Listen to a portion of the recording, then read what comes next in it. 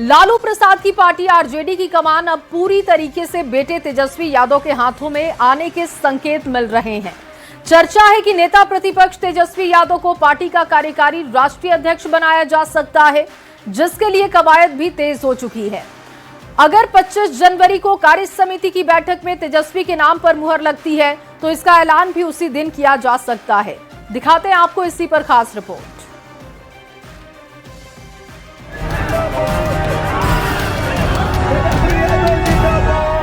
तेजस्वी यादव बिहार के नेता प्रतिपक्ष और पूर्व मुख्यमंत्री लालू प्रसाद के छोटे बेटे। बिहार विधानसभा चुनाव में करारी हार के बाद एक बार फिर से तेजस्वी की चर्चा जोरों पर है, लेकिन इस बार सरकार बनाने के लिए नहीं, संगठन को नए सिरे से खड़ा करने को लेकर तेजस्वी सुर्खियों में। चर्चा है कि आरजेडी में पावर ट्रांसफर की कवायद शुरू कर दी गई है। तेजस्वी यादव के हाथ में राष्ट्रीय जनता दल की कमान सौंपने की बात कही जा रही है। पिता लालू प्रसाद की राजनीतिक विरासत संभालने को तैयार तेजस्वी आरजेडी के राष्ट्रीय कार्यकारी अध्यक्ष बन सकते हैं, जिसका आधिकारिक ऐलान 25 जनवरी को होने वाली कार्य समिति की बैठक में किया जा सकता है। माननीय लालू प्रसाद यादव जी का मार्गदर्शन लगातार मिलते आ रहा है और उन्होंने पार्टी की स्थापना की, पार्टी को सींचने का काम किया। उन्हीं के विचारधारा को तेजस्वी प्रसाद यादव आगे बढ़ा रहे हैं। बिहार की सियासत में सबसे ताकतवर परिवार की पार्टी यानी आरजेडी में जनरेशनल शिफ्ट की चर्चा को लेकर जमकर राजनीति हो रही है। पिता की पार्टी में तेजस्वी को नंबर 2 की हैसियत आधिकारिक रूप से देने को लेकर सत्तारूढ़ बीजेपी और जेडीयू हमलावर है। सत्ताधारी दल आरजेडी पर परिवारवाद का आरोप लगाकर निशाना साध रहे हैं। तेजस्वी यादव को कार्यकारी राष्ट्रीय अध्यक्ष बनाना लोकतंत्र नहीं, वंशवाद की खुली चुनौती है। आदरणीय लालू प्रसाद जी, जिनका राजनीति का केंद्र केवल परिवार रहा है, राबड़ी देवी जी को विधान परिषद में नेता बनाया, भाई तेजस्वी जी को पहले नेता प्रतिपक्ष बनाया, अब राजद का राष्ट्रीय कार्यकारी अध्यक्ष बनवा रहे हैं।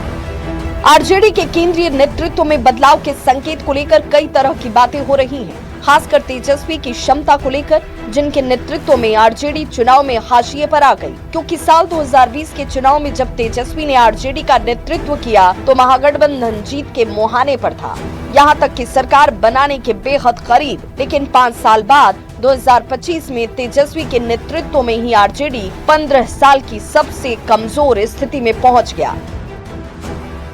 लालू जी की तबीयत भी बेहद खराब रहती है और इसके मद्देनजर अगर आरजेडी ने तय किया है कि तेजस्वी यादव को कार्यकारी अध्यक्ष बनाना चाहिए तो उनका स्वागत होना चाहिए। कहते हैं जब लोकतंत्र में संख्या बल कमजोर होता है तब नेता की ताकत पर सवाल उठते हैं, लेकिन तेजस्वी का सियासी सफर इतना भी निराशाजनक नहीं रहा है। क्रिकेट का करियर छोड़ साल 2015 में राजनीति में आए तेजस्वी बिहार की सियासत में कई कीर्तिमान अपने नाम कर चुके हैं। महज 26 साल की उम्र में बिहार के डिप्टी सीएम बने, सबसे कम उम्र में नेता प्रतिपक्ष और अब पार्टी की कमान संभालने की जिम्मेदारी। ऐसे में देखना होगा कि क्या तेजस्वी आरजेडी को फिर से खड़ा करने में सफल हो पाएंगे। अगर हाँ तो उनकी सियासी रणनीति क्या होगी। पटना संवाददाता अमित कुमार के साथ bureau report news 18।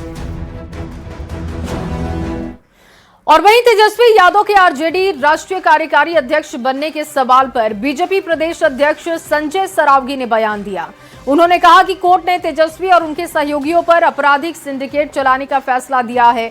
Sanjay Saraogi ने आरोप लगाया कि ये लोग बिहार और बिहारी का अपमान करने वाले लोग हैं। उन्होंने कहा कि बिहार के लोग ऐसे नेताओं को किसी भी हालत में बर्दाश्त नहीं करेंगे।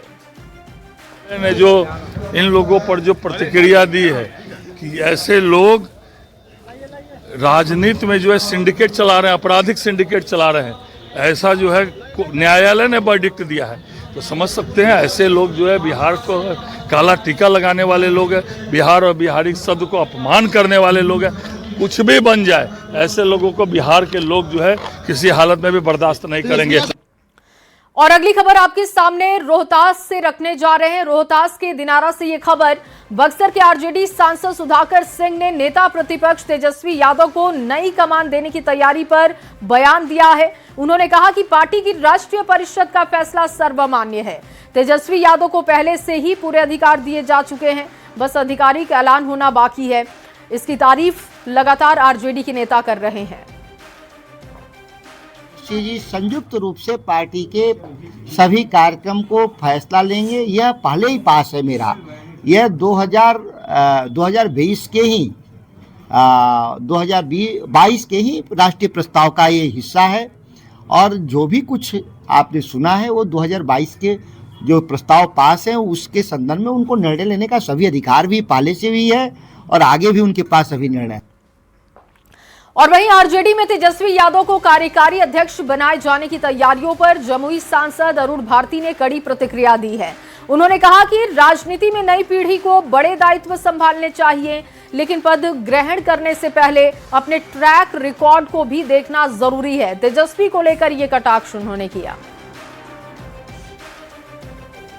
जिस तरह से उन्होंने अपने कार्यकर्ताओं का, अपने नेताओं का मनोबल गिराया है, अपनी पार्टी की संख्या को गिराया है, चाहे वो लोकसभा हो, विधानसभा हो, तो मुझे लगता है कि राष्ट्रीय जनता दल में उनको वैकल्पिक लीडर के बारे में भी सोचना चाहिए। वो तैयारी जरूर कर रहे हैं, ये उनका अधिकार है, मगर जो उनके सैकड़ों कार्यकर्ता हैं, जो उनके नेता हैं, जो उनके जनप्रतिनिधि हैं, उनको भी इस बात पर विचार करना चाहिए कि क्या वो एक फेल हो चुके, एक विफल नेता के साथ भविष्य में आगे बढ़ना चाहेंगे।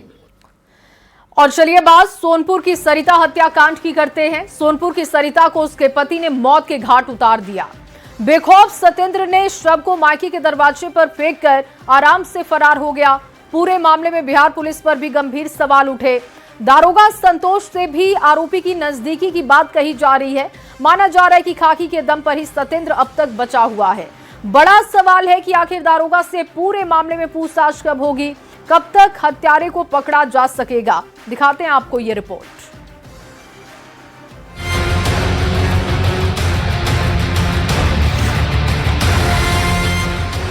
सोनपुर के ससुराल में हत्या के बाद सरिता के शव को हत्यारे पति सतेंद्र ने 15 जनवरी की रात मायके के गेट पर फेंक दिया था। सीसीटीवी में कैद इस घटना के बाद एक तरफ जहां पति सतेंद्र पर गंभीर सवाल उठे, तो पुलिस की गाड़ी से शव फेंके जाने के बाद खुद खाकी पर भी कई सवाल उठ रहे हैं। क्या कोई दरिंदा इतना बेखौफ हो सकता है कि पत्नी की हत्या कर उसका शव मायके में फेंक आए और आराम से फरार हो जाए?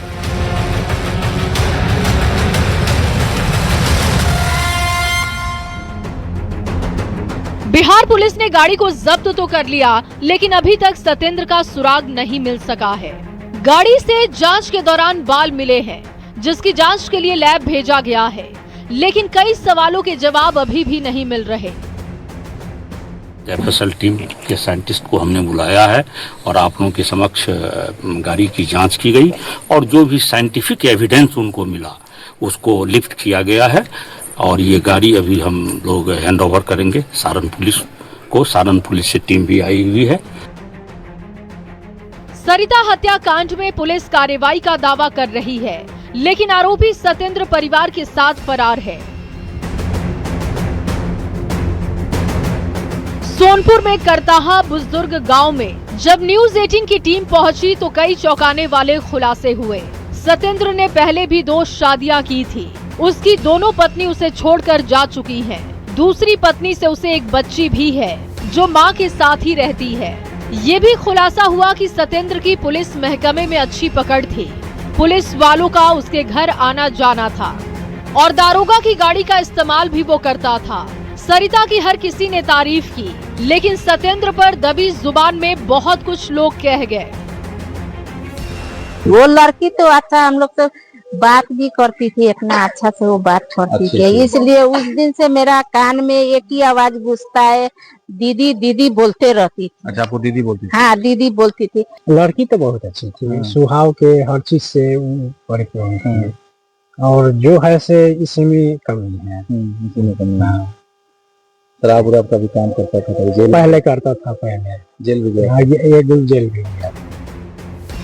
सरिता की हत्या के बाद फरार सतेंद्र आखिर क्यों बेखौफ है? आराम से कैसे फरार हो गया? अगर इसकी तह तक जाएं तो खाकी का मिला साथ इसकी बड़ी वजह दिखती है। सतेंद्र का साथ देने का आरोप दारोगा संतोष रजक पर है।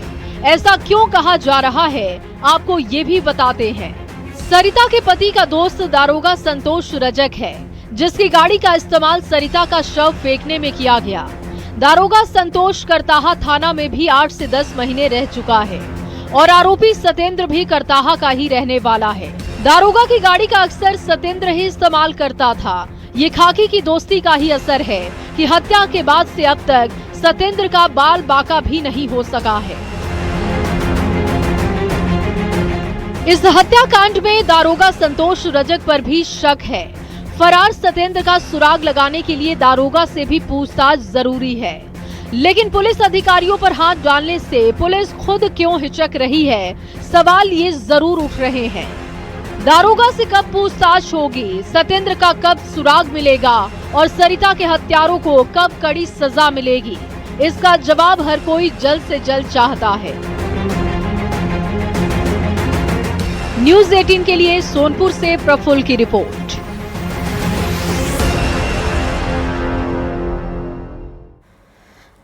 देखिए, सोनपुर की सरिता हत्याकांड में आरोपी सत्येंद्र का पुलिस कर्मियों के साथ एक फोटो वायरल हो रहा है।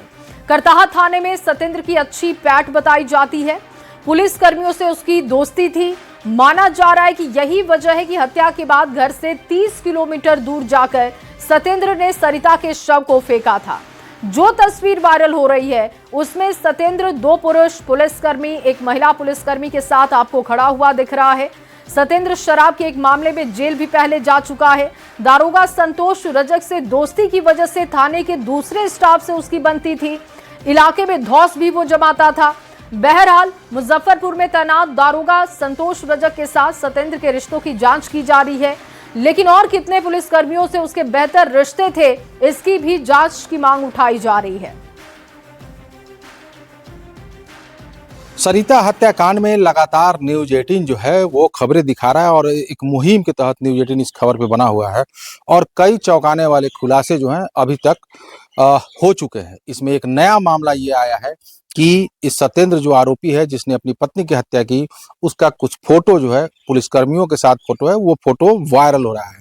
मैं आपको बता दूं कि सत्येंद्र पर न सिर्फ पत्नी की हत्या का आरोप है बल्कि उस पर 3 अन्य मामले भी दर्ज हैं और शराब के मामले में भी वो जेल जा चुका है। बावजूद इसके वो थाने पे आता था। थाना पदाधिकारियों की से उसकी अच्छी पैठ थी। इसी का नतीजा है कि संतोष रजक जो दरोगा थे वो जब यहाँ थे तो उसका आना जाना था और इसी कारण से संतोष रजक की स्कॉर्पियो भी जो है वो सत्येंद्र इस्तेमाल करता था। तो कहीं ना कहीं एक बड़ा सवाल है पुलिस पे कि जिन पुलिसकर्मियों के साथ उसकी तस्वीर है, क्या उनकी जांच होगी, क्या इस मामले में बाकी जो तथ्य सामने आ रहे हैं उस पर कुछ कार्रवाई होगी। तो ये कहीं ना कहीं एक बड़ा मामला सामने खुलकर आया है जब ये फोटो वीडियो वायरल हो रहा है। उसमें कई पुलिसकर्मी दिख रहे हैं जिसके बीच में सादे लिबास में सत्येंद्र भी खड़ा है। तो ये एक बड़ा सवाल है कि आखिर सत्येंद्र कैसे पुलिसकर्मियों के बीच में अपनी पैठ बनाकर थाने पे आता जाता रहता था, जिसके आड़ में जबकि वो एक शराब माफिया है, शराब माफिया के तौर पे उस पुलिस ने उसे गिरफ्तार कर जेल भेजा था।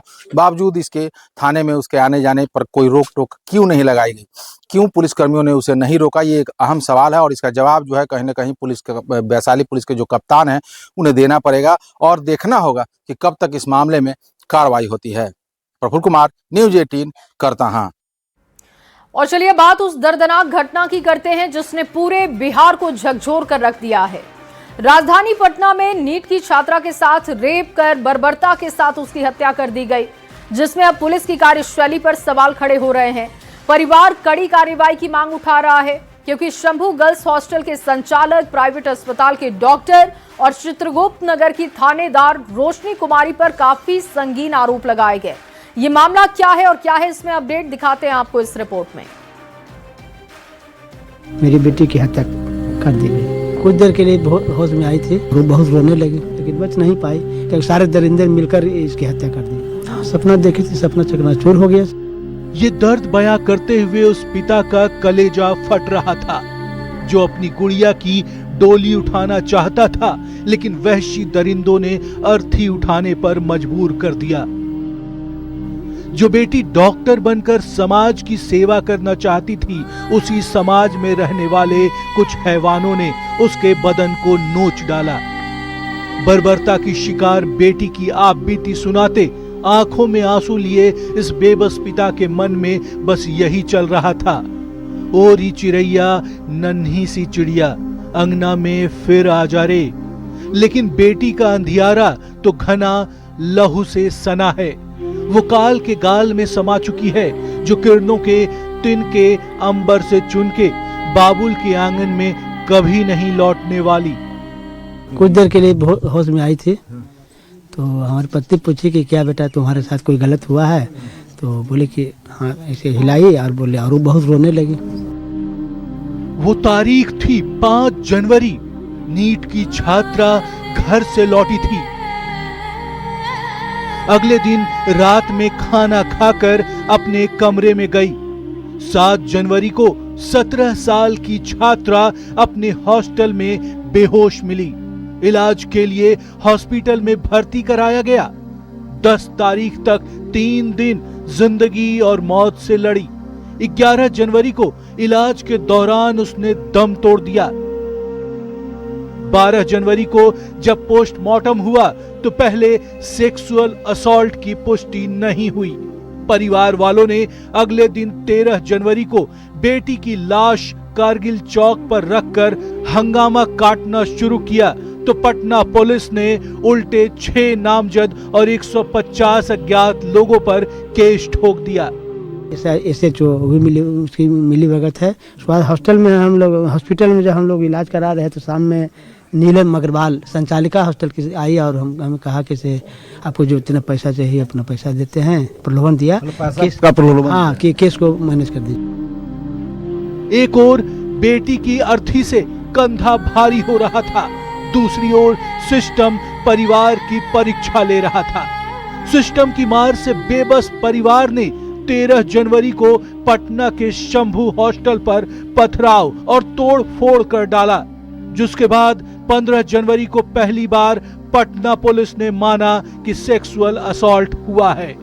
16 जनवरी को पोस्टमार्टम की रिपोर्ट में रेप की पुष्टि भी हुई, जिसके बाद गृह मंत्री सम्राट चौधरी ने मामले का संज्ञान लिया और डीजीपी के आदेश पर जांच के लिए एसआईटी का गठन किया गया। कोई अपराधी बचेगा नहीं, इतना श्योर करता हूँ। अपराधी यदि इसमें संलिप्त है तो जरूर कार्रवाई होगी। सख्त कार्रवाई करके सच्चाई को सामने लाया जाएगा और किसी भी कीमत पर बचने वाले नहीं। अब जरा गौर से देखिए इस तस्वीर को। ये तस्वीर नहीं, दर्द का दस्तावेज है, जो ये चीख चीख कर बयां कर रहा है कि दरिंदों ने न सिर्फ बलात्कार किया बल्कि शरीर को राक्षसों की तरह नोच डाला। हैवानों के नुकीले नाखून उसकी गर्दन में गड़े जा रहे थे, कंधों से कपड़े फाड़े जा रहे थे, छाती पर छाले और जिस्म पर खरोंच के निशान। उसके शरीर के कई हिस्सों के बारे में तो हम बता भी नहीं सकते। जहां जख्म के गहरे निशान मिले, डॉक्टर की रिपोर्ट बता रही थी कि बेबस बाप की बहादुर बेटी दरिंदों से करीब 2 घंटे तक लड़ती रही, लेकिन उन्हें न तो वर्दी का खौफ था और न बिहार की पुलिस का डर। कहने को तो कानून के हाथ लंबे होते हैं, लेकिन वारदात के 10 दिन बाद भी दरिंदों तक नहीं पहुंच पाए। पटना संवाददाता अमित कुमार के साथ ब्यूरो रिपोर्ट, न्यूज़ 18। और देखिए, इस मामले पर लगातार राजनीति हो रही है। वहीं इस मामले को लेकर बिहार के उप मुख्यमंत्री विजय कुमार सिन्हा ने कहा कि कोई भी आरोपी नहीं बचेगा, सभी पर सख्त कार्रवाई होगी। उन्होंने बताया कि इस मामले की जांच सरकार गंभीरता से करा रही है। मामले की सही और निष्पक्ष जांच कर दोषियों को कानूनी कार्रवाई के दायरे में लाया जाएगा। जहानाबाद में साफ शब्दों में हमने कहा है कि जो भी लोग संलिप्त हैं, कार्रवाई हुई है और पूरी जांच के बाद संचालन करने वाले पर भी अंगुली उठ रहा है, वो भी नहीं बख्शे जाएंगे। हर गलत करने वाला और हमारी बेटियों के साथ इस तरह से जिन लोगों का कुकृत्य आया है, ऐसे लोग बख्शे नहीं जाएंगे। पूरी तरह से बिहार में कानून का राज स्थापित। और वहीं पटना में नीट की तैयारी कर रही छात्रा की मौत मामले में केंद्रीय मंत्री जीतन राम मांझी ने भी बयान दिया। उन्होंने कहा कि विशेष टीम का गठन कर दिया गया है, जो कि दोषी लोगों के खिलाफ कार्रवाई करेगी। उन्होंने ये भी कहा कि अगर आगे गड़बड़ी होगी तो हम देश के गृह मंत्री से पूरे मामले को लेकर बात करेंगे। अपराध है, इसमें कहीं कोई दो बात नहीं है और हर तरह की कार्रवाई बिहार सरकार कर रही है। SIT का गठन हुआ है। इसमें अगर कहीं कोई दिक्कत होगी तो हम भारत सरकार के गृह मंत्रालय से भी बात करेंगे और इस पर जो भी संभव है कार्रवाई होगी। और वहीं मंत्री दिलीप जायसवाल ने कहा कि पूरे मामले की निष्पक्ष जांच के लिए SIT का गठन कर दिया गया है। जांच पूरी होने के बाद दोषियों के खिलाफ सख्त कानूनी कार्रवाई होगी। साथ ही उन्होंने विपक्ष पर मामले में राजनीति का लाभ करते हुए इसका माइलेज लेने का भी आरोप लगाया है। सुनते हैं। देखिए, नीट छात्रा के हत्या में जो कुछ नेता या विपक्ष के लोग राजनीतिक रोटी सेकने का काम कर रहे हैं, इनसे बाज आएं। इस तरह की घटना में राजनीतिक रोटी नहीं सेकें। बिहार सरकार ने SIT का गठन किया है। जो भी दोषी होगा उस अपराधी को कानून के राज में ढूंढ कर निकाल कर उसको सजा दिया जाएगा। अभी सब कुछ जांच के दायरे में है और जांच के बाद दूध का दूध, पानी का पानी और जो अपराधी होगा उसको सजा मिलेगा। और अगली खबर भागलपुर से, जहां लापता दोनों छात्राओं सोनाक्षी और जिया का 11 दिन के बाद भी कोई सुराग नहीं है। न्यूज 18 की मुहिम के बाद प्रशासन एक्टिव दिखा है। लापता की खोज के लिए SIT का गठन कर दिया गया। पुलिस हर एंगल से जांच करने की बात कह रही है। पूरे मामले को खंगाला जा रहा है। अब उम्मीद जताई जा रही है कि सोनाक्षी और जिया जल्द ही अपने परिवार से मिल सकेंगी, उनके बीच में होंगे। दिखाते हैं आपको ये रिपोर्ट।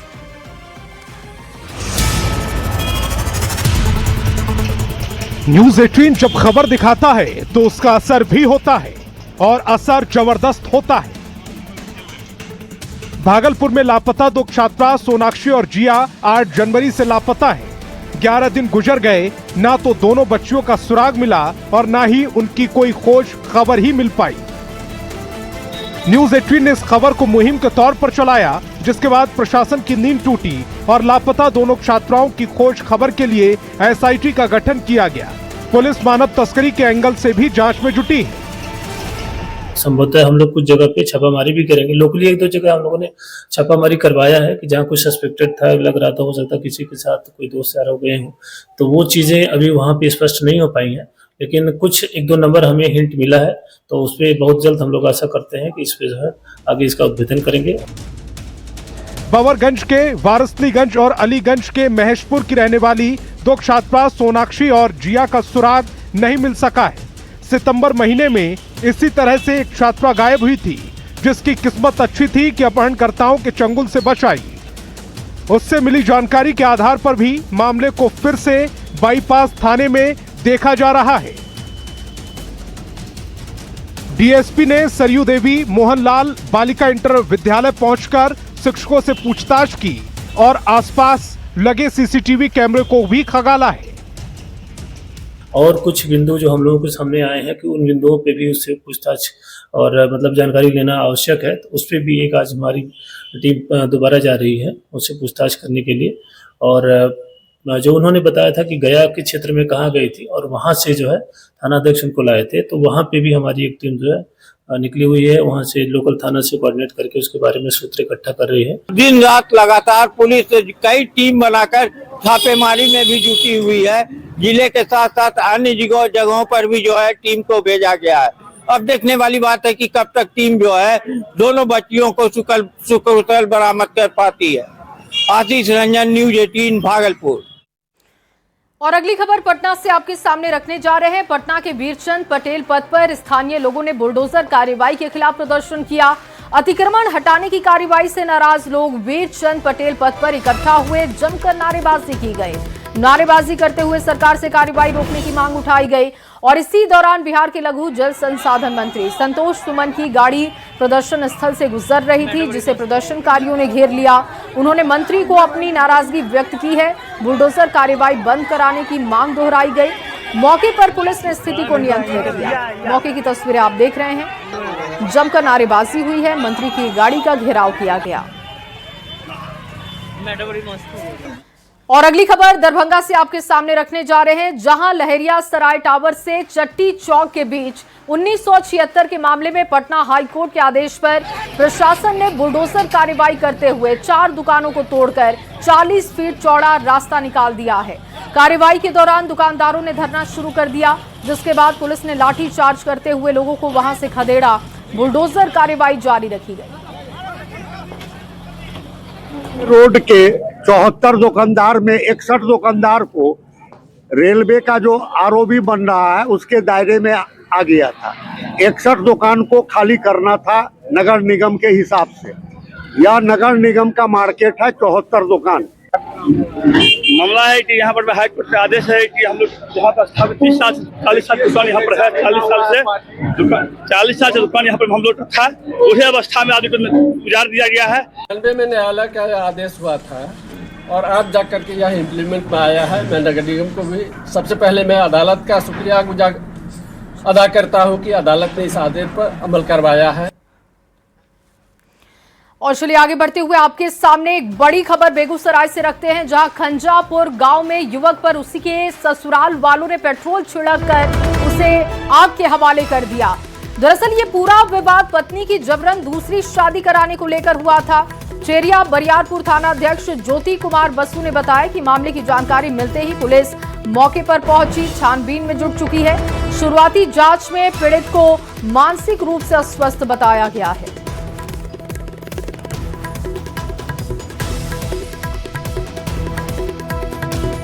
और देखिए, एक समय था जब बिहार की सड़कों को लेकर तंज कसे जाते थे, लेकिन अब तस्वीर बदल चुकी है। पटना से पूर्णिया तक 6 लेन एक्सप्रेसवे और गोरखपुर सिलीगुड़ी एक्सप्रेसवे पर तेजी से काम चल रहा है। क्या है ये पूरा प्लान, आपको इस रिपोर्ट के जरिए दिखाते हैं।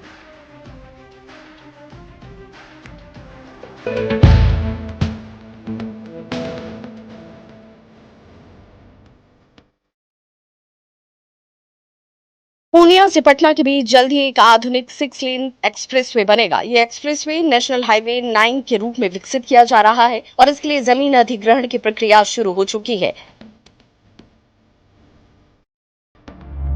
NHAI के परियोजना निदेशक प्रवीण कटियार के मुताबिक पटना पूर्णिया एक्सप्रेसवे की कुल लंबाई 245 किलोमीटर होगी और इस पर करीब 27,000 करोड़ रुपए खर्च होंगे। जल्द ही 3A गजट जारी होगा, जिसके बाद मुआवजे की प्रक्रिया की शुरुआत कर दी जाएगी। 80% जमीन अधिग्रहण के बाद टेंडर जारी किया जाएगा। टोटल लेंथ इसका है 245 किलोमीटर, 244.9 और प्रोजेक्ट पूर्णिया डिस्ट्रिक्ट में है 59 किलोमीटर। पूर्णिया जिले में इस एक्सप्रेसवे की लंबाई करीब 59 किलोमीटर होगी। यहां 8 कनेक्टिविटी पॉइंट्स, 3 ROB और कई अंडरपास बनाए जाएंगे। साथ ही NH 107 का 81 किलोमीटर काम लगभग पूरा हो चुका है। बिहार सरकार का कहना है कि राज्य में कुल 5 एक्सप्रेसवे बनाए जाने हैं। पटना पूर्णिया के साथ साथ गोरखपुर सिलीगुड़ी एक्सप्रेसवे का काम भी तेजी से चल रहा है। खगड़िया से पूर्णिया तक 4 लेन बनने का है, उसमें भी जो रुकावट था उस रुकावट को दूर कर लिया गया है और जल्द ही उसमें भी काम हम शुरू कर रहे हैं। बिहार में सड़क को लेकर लंबे समय से सियासत होती रही है, लेकिन अब एक्सप्रेसवे विकास की नई तस्वीर पेश कर रहा है। यात्रा आसान होगी, निवेश बढ़ेगा और रोजगार के नए रास्ते खुलेंगे। देखना ये है कि ये योजनाएं जमीन पर कितनी तेजी से उतरती हैं। न्यूज़ 18 के लिए पूर्णिया से कुमार प्रवीण की रिपोर्ट।